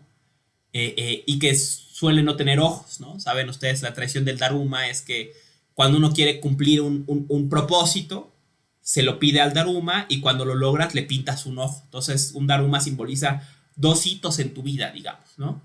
Pues el Daruma simboliza a Bodhidharma, ¿no? Es Bodhidharma que supuestamente meditó tanto que se le cayeron las manos, los brazos y se le cayeron las piernas, ¿no? Y quedó solamente esta cabeza, ¿no? Que es el Daruma, ¿no? Entonces, Bodhidharma, insisto, es un hito de la cultura extremo oriental porque es el primer patriarca de China, ¿no? Se le llama el último patriarca del budismo de la India y el primer patriarca de China, o sea, quien transmite el Dharma o la enseñanza desde Buda hacia China y eventualmente hacia Japón, Vietnam, etcétera. Y por ello va a ser tan importante culturalmente la figura de Bodhidharma. En fin, ¿no? Ahí está Bodhidharma, en unos episodios de su vida, en el templo, de hecho en el templo Shaolin, ¿no? Todavía se puede viajar, bueno, cuando se podía viajar por el COVID, ¿no? Digamos que viaja ahora al templo Shaolin, todavía al parecer está la cueva donde meditaba Bodhidharma, ¿no? La cueva del silencio se le llama, ¿no? Porque pues, es la cueva de la meditación, ¿no? Y también, ¿no? Se movió la roca frente a la que meditaba Bodhidharma, como muro, digamos, o quedaba enfrentado Bodhidharma, y está ahora en el templo Shaolin, ¿no? Y era esa piedra la que era el poema que les iba a leer, pero lo perdí, ¿no? Que dice, aquí ya es una piedra, ya es un monje, ¿no? Y esta imagen del monje como una piedra, ¿no? Alguien que medita en silencio, que está estático, que ha parado ir y venir de aquí para allá, ¿no? En fin, ¿no? Dicho esto, última parte de la sesión de hoy, ¿no? Ya bastante prolongada, ¿no? Vamos a echar un vistazo a otra tradición del budismo chino que va a ser importante para nosotras y nosotros en lo que viene, porque esta es una de las más conocidas en Occidente del budismo, que es el Chan en japonés, digo Chan en chino, Zen en japonés, ¿no? El budismo Chan se le remonta a la India, ¿no?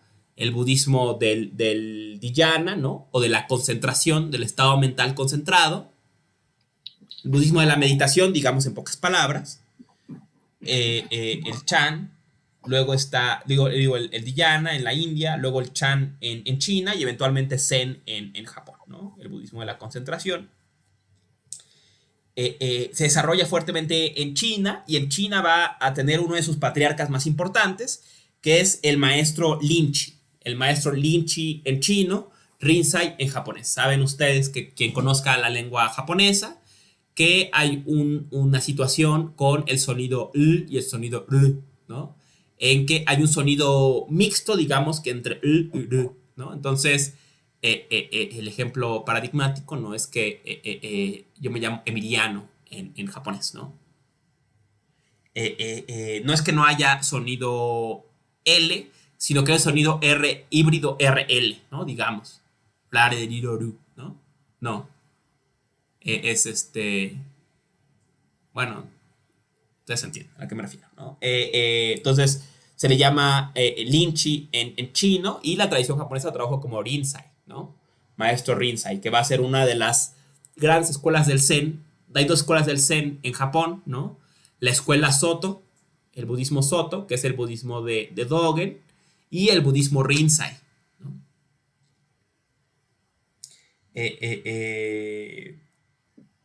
En fin, entonces, ¿quién era Rinzai o Linchi? ¿Quién le dio nombre a esto, no? En Linchi, en la obra de Linchi, en la enseñanza del maestro Linchi, esta compilación de sus trabajos, ¿no? Encontramos que pasamos, como ya habíamos dicho, de los grandes sutras, de los grandes glosas a los sutras, comentarios, a un formato mucho más escueto, ¿no? Un formato que son básicamente pequeños textos que muchas veces entregaban como folletos a la gente que iba a practicar la práctica del Zen, discursos que daba frente a la asamblea de monjes, ¿no? O sea, cada cierto tiempo estaban los monjes practicando y se pedía que el maestro diera un discurso, ¿no? Y ese discurso podía ser sobre lo que fuera. E incluso algunos de estos discursos eran espontáneos, ¿no? De pronto estaba practicando y el maestro decía algo que era pues supuestamente una herramienta en la práctica espontánea, ¿no? Y esas herramientas se registraban y se compilaron, ¿no? Y eventualmente anécdotas de diálogos, ¿no? Entre maestros y alumnos, ¿no? Y este tipo de textos, ¿no? Ya menos formales, menos intelectuales, digamos, más espontáneos, van a ser típicos del Zen, ¿no? El Zen va a ser mucho enfocarse en el mondo. Los mondos son los diálogos maestro-alumno. De esos mondos suelen encontrarse koanes, ¿no? El koan es preguntas o formulaciones enigmáticas que suelen venir de diálogos de mundos, de diálogos entre maestros y alumnos, y que suelen ser, te las da tu maestro para que pienses sobre eso y eso ayude a profundizar tu práctica. Y estos diálogos frente a la asamblea, todo este tipo de textos van a ser muy típicos en China, ¿no? O sea, los textos de Dogen, de Hakuin van a ser más parecidos a esto que a los textos de Nagarjuna, ¿no? Los textos de Nagarjuna eran ensayos argumentativos, ¿no? Aquí ya es otro formato, ¿no? Otra cosa, decíamos, ¿no? Vamos a ver en Linchi abundar los golpes, los gritos, dejar la sesión, ¿no? O sea, la acción, ¿no? O sea, no son solamente palabras, sino actos, ¿no? Y parece que el acto es parte del discurso, ¿no? O sea, en un momento el maestro dice algo y te pega, o dice algo y te grita, ¿no? O hace un ruido, o hace como vaca, o no sé, cosas así, ¿no? Intentos de expresar el Tao que no puede decirse, como decíamos, ¿no? Este tema taoísta que transmina al budismo y aquí se presenta, ¿no? Otro tema,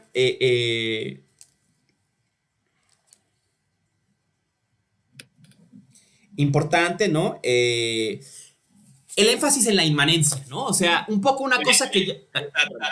Creo que alguien tiene el micrófono abierto. Y... Libros con ilustraciones, preguntaba alguien.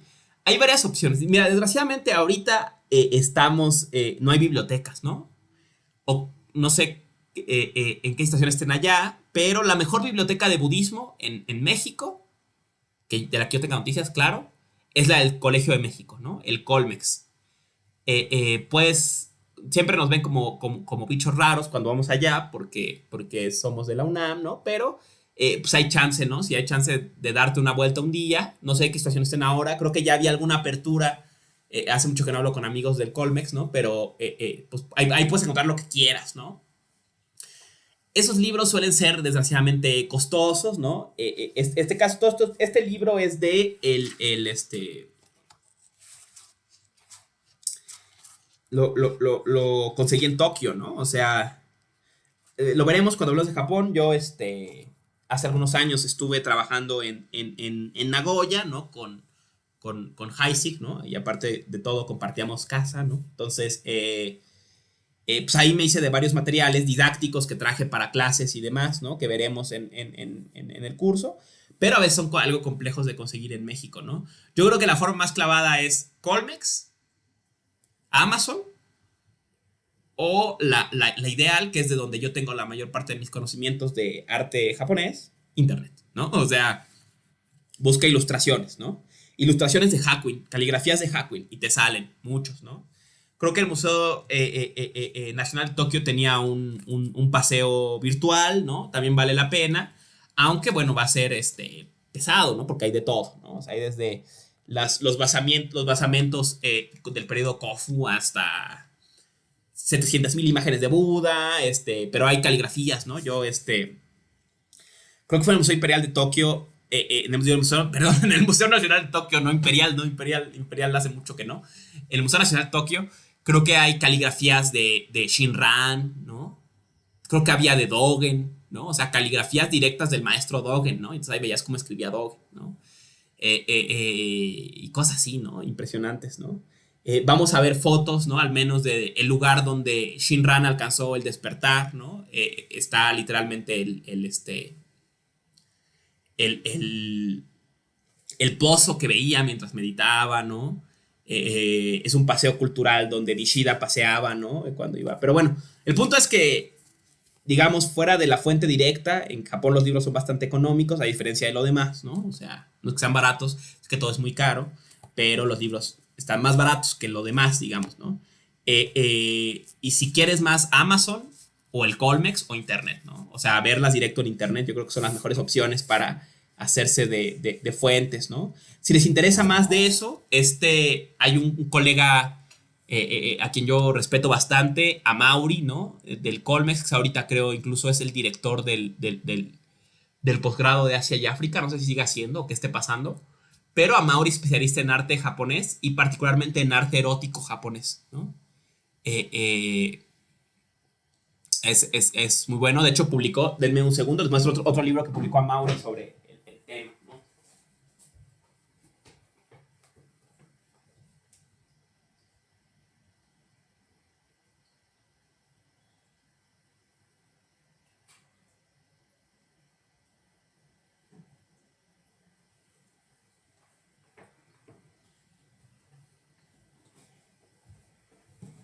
Un libro ampliamente recomendado sobre México y Japón es ¿no? El pasajero 21, ¿no? El Japón de tablada, ¿no? Es la presentación en libro, ¿no? De una exposición que se hizo de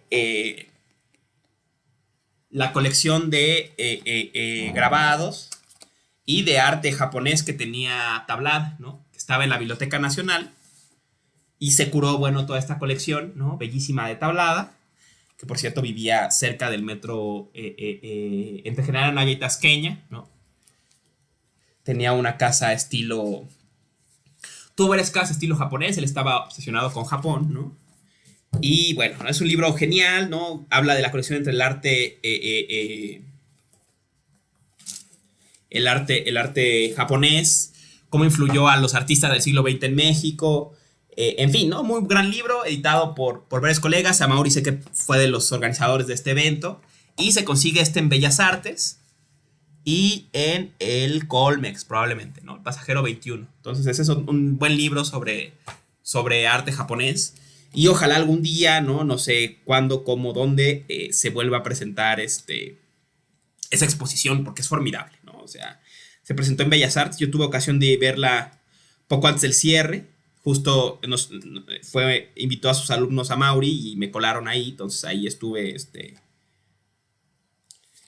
pues viendo las piezas y la historia, que es interesantísima, ¿no? En que se encontraron de pronto un montón de trabajos de Hokusai en la Biblioteca Nacional, ¿no? Y todo el mundo dijo, bueno, ¿cómo llegaron a México, no? Y resultó que todas eran de tablada, porque aparte tablada tenía un sello, ¿no? Entonces, los había sellado y así sabemos que eran de él, ¿no? Estas piezas, y que buena parte de su vida lo dedicó a coleccionar arte japonés, ¿no? Entonces, bueno, hay mucho que decir. Aquí estaba viendo el del Museo Nacional, ¿no? O sea, como que los agarré sin querer. Pero bueno, en fin, los veremos otra ocasión, ¿no? Aquí está el maestro Honen, ¿no? O sea, otros personajes que veremos más adelante están en estos libros, ¿no? En fin, entonces, volviendo al maestro Lynch, ¿no?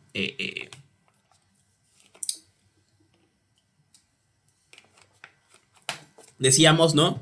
Está el peso de la inmanencia, el formato del antiintelectualismo y el formato del diálogo, y el uso de gestos, golpes, gritos y demás, ¿no? En el discurso para expresar lo inexpresable, ¿no? Y llevar al extremo, lleva Lynch al extremo, ¿no? Es un pensador extremo, Lynch, sin duda. Lleva al extremo el ideal de Bodhidharma, de vacío, no santidad, ¿no? Entonces, les leo algunos episodios de las enseñanzas de Lynch, ¿no? Instrucciones al grupo, leo, ¿no? Los distintos fenómenos de este mundo y de otros mundos, en cualquier caso, están desprovistos de naturaleza intrínseca. También están vacíos de naturaleza alguna que se manifieste a sí misma. Son nombres vacíos, y las palabras que se utilizan para describirlas también están vacías, ¿no? Clarísimo, ¿no? O sea, no hay sustancia, dicho en otros términos, ¿no? Buda puede penetrar en el ámbito de la forma sin verse confundido por la forma, penetrar en el ámbito del sonido sin verse confundido con el sonido, penetrar en el ámbito del olor sin verse confundido con el olor, penetrar en el ámbito del gusto sin verse confundido por el gusto, entrar en el ámbito del tacto sin verse confundido por el tacto, penetrar en el ámbito del dharma sin verse confundido por el dharma, ¿no? es obvia la influencia taoísta aquí, ¿no? Ahora, este pasaje es famosísimo, Instrucciones al grupo, es tal vez uno de los pasajes, las citas, hay dos citas que hacen famoso a Bodhidharma, digo, a Lynch, esta y la infame que veremos al final, que aparte es jocosísima, ¿no? Pero bueno, espero les guste, ¿no? Dice ya sea que mires dentro o mires fuera, cualquier cosa que encontráis, matadla. Si encontráis a Buda, matad a Buda. Si encontráis a un patriarca, matad al patriarca. Si encontráis a un arhat, matad al arhat. Si os encontráis a vuestros padres, matad a vuestros padres. Si os encontráis a vuestra familia, matad a vuestra familia. Entonces, por primera vez, conseguiréis la emancipación. No os veréis enredados en las cosas, circularéis libremente por donde queréis, ¿no? Este episodio, bueno, es mata a Buda. Si encuentras a Buda, mata a Buda, ¿no? ¿Qué está diciendo aquí Lynch? Que la práctica del no apego, del budismo, implica también romper con el apego al propio budismo, ¿no? Romper con el apego a Buda, a los patriarcas, ¿no? Él se ríe mucho, ¿no? Creo que, no sé si verás episodio, pero dice, esos monjes que se rapan la cabeza y se visten anaranjado y hacen sasen y yo, ay, namaste y todo este desmadre. Bueno, no, es un chiste, ¿no? Pero este personaje dice, dice, ellos son los más apegados a que son el monje respetable que va a alcanzar la iluminación y hay ustedes pobres imbéciles que todavía creen en la Virgen de Guadalupe, yo sí me voy a iluminar, ¿no? O sea, ese es el mismo apego, ¿no? O sea, si la enseñanza de Buda es el no apego, también hay que no apegarnos al propio Buda, ¿no? O sea, el verdadero practicante del budismo no es budista, dicho en términos, no se apega a la propia definición o caracterización como budista, ¿no? Tal como yo lo veo, no hace falta nada especial, simplemente actuad de forma ordinaria, poneos vuestra ropa, consumid vuestro arroz, pasad el tiempo sin hacer nada. Vosotros que venís de aquí y allá, tenéis siempre en mente algo que hacer. Buscáis a Buda, buscáis el Dharma, buscáis la emancipación, buscáis un modo de salir de este triple mundo. ¿Qué idiotas sois intentando salir del triple mundo? ¿A dónde iréis? Este pasaje es personalmente mi favorito. Pasan todo el tiempo que meditan y hay el sasen y hay este trabajo acá, el arrocito y todo, ¿no? Dice, y creen que se van a salir de este mundo. ¿Y a dónde se van a ir? Esta es, me parece, la más clara afirmación de la inmanencia en el budismo. El mundo del nirvana, el mundo de la iluminación, no está en otro lado. No es que la práctica y el desapego y todo este rollo te vaya a sacar de este mundo y a llevar a otro mundo donde todo es maravilloso y todo el tiempo son pasteles y regalos, ¿no? Lo que cambia es tu forma de percibir el mundo en que estás ya, ¿no? No tienes que hacer nada, no falta hacer nada especial, simplemente actúa de forma ordinaria. Ponedse vuestra ropa, consumid vuestro arroz, pasad el tiempo sin hacer nada, ¿no? Esta afirmación de la inmanencia. Es en este mundo como es, donde ya está expresado la naturaleza de Buda. Veremos qué significa eso la sesión que viene, ¿no? Ya se expresa la budeidad, ¿no? No hace falta hacer nada, solo dejar que se exprese, ¿no? No está Buda en otro lado, ya está aquí ahora, en la forma en que comemos arroz, en la forma en que nos vestimos, ¿no? Y este es un tema importante en el budismo zen, ¿no? Esta afirmación radical de la inmanencia, ¿no? Del mundo tal cual es, de su de su talidad, ¿no? El mundo tal cual es. Hay aquí observaciones.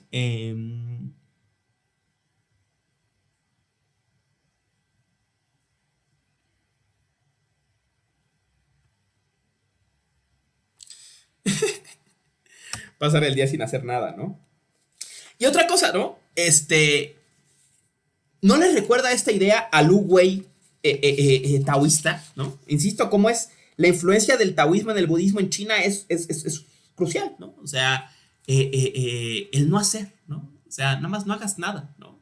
No hay nada que hacer. Nada que hagas te va a hacer alcanzar la iluminación, podría decir Lynch. No vas a hacer nada que te va a alcanzar la iluminación, porque no hay nada que alcanzar. porque no hay meta que alcanzar, porque el Dharma mismo es vacío, como decía el Sutra Corazón, ¿no?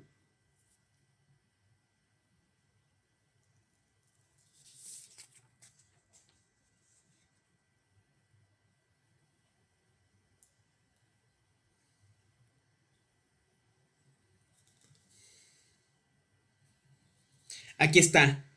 Creyentes, van frenéticamente de un lugar a otro. ¿Qué buscáis?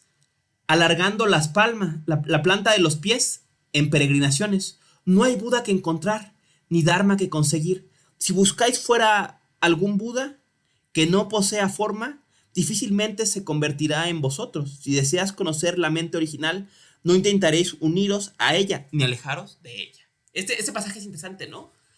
¿Dónde? O sea, la gente se va en peregrinaciones y viaja de Japón a China y entonces busca un maestro y a otro maestro y no sé qué y se van a retiros. ¿Qué buscas? ¿No? O sea, Buda no está, o sea, no hay Buda que encontrar ni Dharma que conseguir, ¿no? O sea, insisto, vemos esta labor destructiva en que va a imponer Bodhidharma, el propio ideal del no apego, a la propia práctica budista, ¿no? Eh, eh, no hay Buda, no hay Dharma. A ver, este es el de las palabras.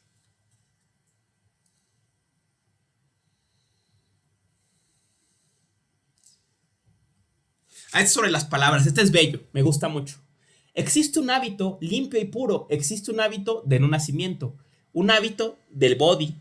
Un hábito de Nirvana. Un hábito de patriarca. Un hábito de Buda. Creyentes con esos sonidos, nombres, palabras y frases no son más que un cambio de hábito. El océano del aliento, en la zona en la que hay por debajo del ombligo, se pone en movimiento, golpea los dientes y aparece en forma de expresión de una idea. Por tanto, sabemos con seguridad que se tratan de meros fantasmas, ¿no? Existe un hábito limpio y puro, es un hábito del no nacimiento, existe un hábito de nirvana, un hábito de patriarca, un hábito de Buda, ¿no? O sea, una vestimenta, un disfraz, una máscara. Y esta frase es genial. Buda, ¿qué es Buda? ¿Qué es el nirvana? ¿Qué es la iluminación? Dice, en una acción deconstructiva brutal, ¿qué es nirvana? Nirvana es aire abajo del ombligo que sube, choca con la lengua y los dientes y sale. Eso es nirvana. Nirvana es un sonido que sale de la boca, ¿no? Seguidores de la vía, el verdadero Buda carece de forma, la verdadera vía no tiene entidad, el auténtico Dharma carece de características, los tres se mezclan, fusionándose en una especie, en un espacio, pero fracasáis a la hora de verlo. Decís que os llamen circunstancias confundidas por el karma creado por la conciencia, ¿no? Este no fue muy ilustrativo, pero vamos a rematar con el pasaje infame, ¿no? Déjenlo, lo localizo, ¿no? El 3, ¿no? Está cerca del principio. Sí, es el 3. Que es uno de las, insisto, de los pasajes, no es mi favorito por lo prosaico o escatológico que puede sonar, no porque tenga algo contra eso, sino porque creo que hay otros más poéticos del grandioso maestro Bodhidharma, ¿no? Digo, del maestro Linchi, ¿no?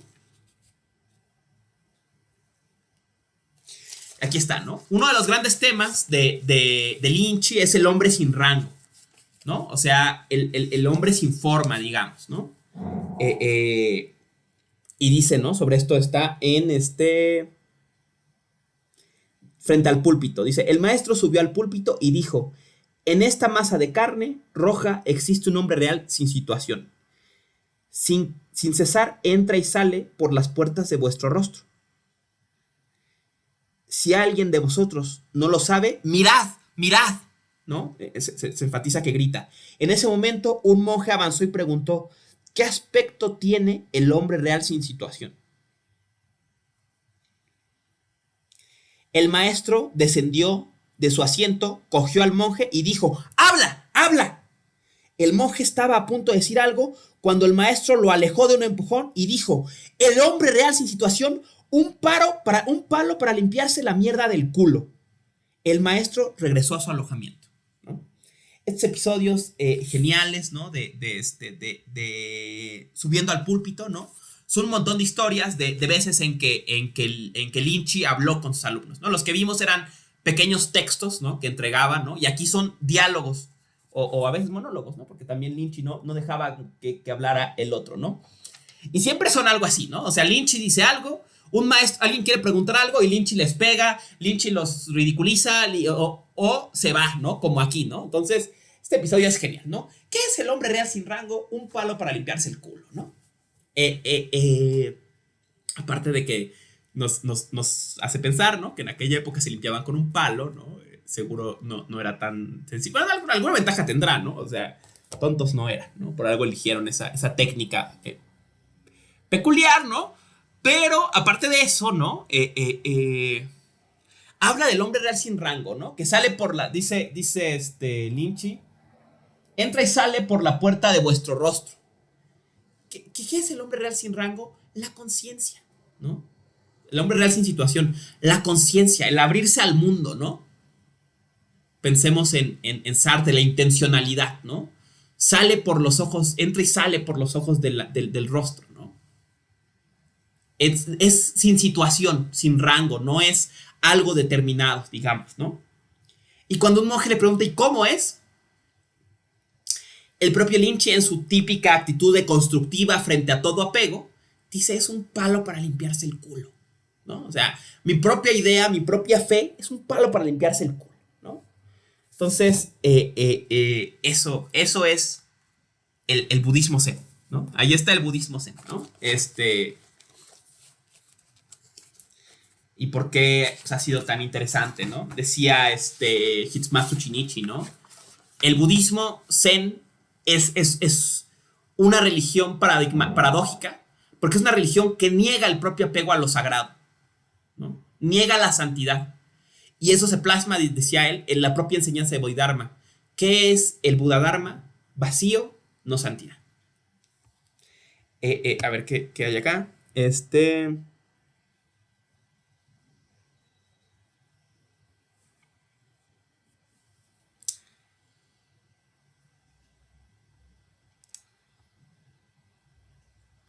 Bueno, este símil que menciona Rocío, ¿no? Pero fíjense, o sea, lo que quiero que piensen es, claro, este es un tema típico del budismo desde la India, ¿no? Pero la fuerza corrosiva de la crítica de Lynchy, ¿no? O sea, lo que Lynchy quiere es romper con todo apego y llegar a este hombre sin rango, al hombre que actúa de acuerdo al Tao, digamos, ¿no? El hombre que es como el Tao, ¿no? Pero para eso tiene que atacar, ¿no? Que destruir todos los apegos que nos impiden ver eso. Y esos apegos son, claro, los de la persona cotidiana que está pegado a que Panchito me quiere mucho y yo soy esto y aquello, y el gran profesor de la universidad, ay, que es lo máximo, jajaja, jijiji, todo este rollo, ¿no? Pero dice él, también hay que renunciar al apego a Buda, al apego a los patriarcas, al apego al propio budismo. ¿Qué es nirvana? Una palabra que nace del vientre, ¿no? ¿Qué es Buda? Una palabra en un libro, ¿no? ¿No? O sea, ¿qué es esa figura de Avalokiteshvara, del Buda de la compasión? Un cacho de madera, ¿no? O sea, piensa en esta idea deconstructiva radical que está operando aquí Lynchy. Y piensen en Eckhart, recordemos a Eckhart una vez más, ¿no? O sea, pidámosle a Dios que nos libre de Dios. Si Dios quisiera asomarse un segundo en su fondo, le costaría todos sus nombres, ¿no? O sea, está apuntando a lo mismo, ¿no? O sea, y vemos, ¿no? Esta peculiaridad que el budismo adopta al mediar por su relación con el taoísmo y con China en general, ¿no? Este énfasis en la no santidad, la acción, la importancia de la acción y el antiintelectualismo, ¿no? estas ideas budistas taoístas de este uno que está más allá de toda distinción, de alcanzarlo a través de la no acción, ¿no? Y con ello también la afirmación de la inmanencia, ¿no? O sea, Buda no está en otro mundo, ni la liberación nos va a llevar a otro mundo. Este mundo es lo único que hay, ¿no? O sea, Buda penetra lo visible sin confundirse con lo visible, ¿no? Pensemos para terminar con estos dos pasajes, ¿no? Decía, Buda penetra en lo visible sin deberse lo visible. Por eso se dice lo invisible. Penetra lo inaudible sin confundirse con lo audible. Por eso es lo inaudible, ¿no? Y dice aquí, ¿no? El Tao puede ser expresado, no es el Tao absoluto. Los nombres pueden decirse, no son los nombres absolutos. Y sin embargo, el secreto y sus manifestaciones son de la misma naturaleza, ¿no? O sea, no hay otro plano real y este mundo es ilusorio, sino es este mundo de ilusión también el mundo real. Lo que logra la práctica solo es liberarnos de los apegos y llevarnos a reconocer la talidad de este mundo, ¿no? O sea, este mundo tal cual es. Y ese reconocer este mundo tal cual es, sin apegos, sin apego a la idea de sustancia, sin apego a la idea de Buda, sin apego a la idea de yo. Este mundo sin apegos es ya el mundo de Buda, ¿no? Es ya la naturaleza de Buda, ¿no? Es ya la promesa de liberación de Buda, ¿no?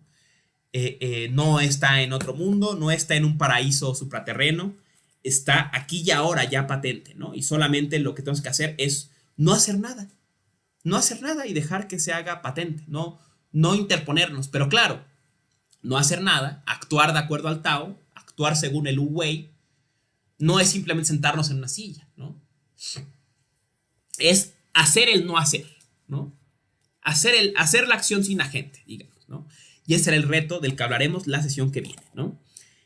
Ya para terminar, estuve pensando, debatiendo en mi fuero interno sobre la naturaleza del hombre sin rango y demás, ¿no? Y entonces concluí que vamos bien de tiempos en la clase, ¿no? Entonces, por un motivo completamente arbitrario y autoritario, ¿no? Creo que sería adecuado que la próxima clase, en vez de entrar de lleno con Dogen, ¿no? Habláramos un poco en general de la historia de Japón y de la tradición del Zen y del Shin, ¿no? Entonces va a ser como historia de Japón en general, ¿no? Para eso, ¿no? Pensé que podía recomendarles muchas cosas, ¿no? Zen de Raquel Bouzo es muy bueno. Zen Buddhism a History de Dumoulin es un clásico del tema, ¿no? El sourcebook, el apartado sobre Zen es muy bueno, ¿no? Y sobre Shin y todo es muy bueno en el sourcebook, ¿no? Pero para hacerme promoción desvergonzada, ¿no? Que siempre es necesario, pensé que lo más fácil que puedo hacer es, yo estoy trabajando esto en mi tesis, les voy a poner el apartado de historia de Japón de mi tesis para que le elogien, ¿no? Son 10 páginas y se hace una idea global de la historia de Japón hasta la Segunda Guerra Mundial, ¿no? Hasta el fin de la Segunda Guerra Mundial, para que contextualicemos a los autores clásicos y modernos, ¿no? No tienen que leerlo para la próxima clase, pero va a estar ahí, lo voy a subir en un archivo ahí underground, ¿no? Para que, bueno, puedan echarle un ojo, ¿no? De historia, ¿no? Una clase no es de historia, es de filosofía, pero la historia siempre nos contextualiza, ¿no? Entonces va a estar eso. Y me gustaría que para la próxima clase leyeran La fábula del buey y el boyero, que viene en el segundo ensayo de Zen y Filosofía de Shizutaro Ueda, ¿no? Está en el Mega, según yo, Shizutaro Ueda. Lean ese y lean La práctica del Zen, que es el primer ensayo. Entonces, el primer ensayo y La fábula del buey y el boyero, que viene al final. Si no estuviera por alguna razón, que según yo sí está, se las paso por otro lado, ¿no? Pero bueno, no se preocupen por eso. Veríamos entonces La práctica del Zen y La fábula del buey y el boyero de Shizutaro Ueda. Les voy a dejar un texto de historia breve, un resumen muy general sobre el tema de los shogunes y el emperador y luego todo ese rollo para que contextualicemos un poco. Y ya. Y una cosa más importante. Para la próxima clase voy a dejarles, no de tiempo esta y también no hay contexto, pero la próxima sí va a haber tiempo y contexto, una tarea especial. No soy muy de dejar tareas porque me da flojera calificarlas y esta no la voy a calificar obviamente, pero quiero que intenten algo para que entremos en ambiente, digamos, ¿no? O sea, vemos que el Zen es una práctica no puramente intelectual, una práctica que opera en el cuerpo-mente, ¿no? O sea, en este constructo cuerpo-mente del que habla Dogen, ¿no? En dejar caer el cuerpo-mente caídos, en dejar caer cuerpo-mente, ¿no? Y en pocas palabras, que está más cargado a la experiencia que al rollo, ¿no? Entonces, ¿no?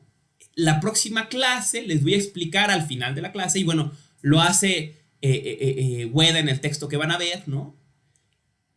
Cómo se practica Zazen. O sea, cómo es la meditación de la tradición Zen, por lo menos, ¿no? La clásica. Les voy a explicar cómo y les voy a pedir de tarea que intenten acomodarse así, ¿no? Tienen que intentarlo conmigo, por supuesto, ¿no? Voy a enseñarles cómo se hace, más o menos, y que se den la semana que sigue un tiempo para intentarlo una vez, por lo menos una vez, por lo menos por 20 minutos. Por lo menos por 15. Por lo menos 15. 15 es un tiempo prudencial, ¿no? Idealmente serían 30 minutos, según yo, es lo clásico, ¿no? Pero bueno, por lo menos 15, ¿no? O sea, intenten sentarse frente a la pared a estilo budista, ¿no? Si no sirve más, si no sirve para, aunque sea sirva para entomarles las piernas y para ver de qué hablaban esta gente, ¿no? O sea, yo, no es un intento de iniciarlos a mi secta ni nada por el estilo, ¿no? Aunque podría hacerlo, ¿no? Es más este intento, ¿no? De ponernos en el lugar de estos pensadores, ¿no? Que no son tan ajenos, ¿no? Y compartir eso que hizo Dogen, eso que hizo Nishida, ¿no? Nishitani y demás, ¿no? Al menos una vez, inténtenlo, intenten acallar sus pensamientos o no prestarles atención a los pensamientos y dejarlos que fluyan y a ver qué pasa, ¿no? Esa va a ser la tarea de la semana que viene. Si leen a Ueda van a ver cómo hacerlo. Pueden intentarlo de una vez. No está de más, Ueda explica bastante bien. Hay videos en YouTube 700,000. La famosa invitación al Zazen de Dogen también es clarísima sobre cómo hacerlo. Pero si no, eso les basta. La semana que viene les voy a medio explicar, según estos textos, cómo se debe practicar la meditación Zen. Y les voy a pedir que lo intenten al menos una vez en su vida, ¿no?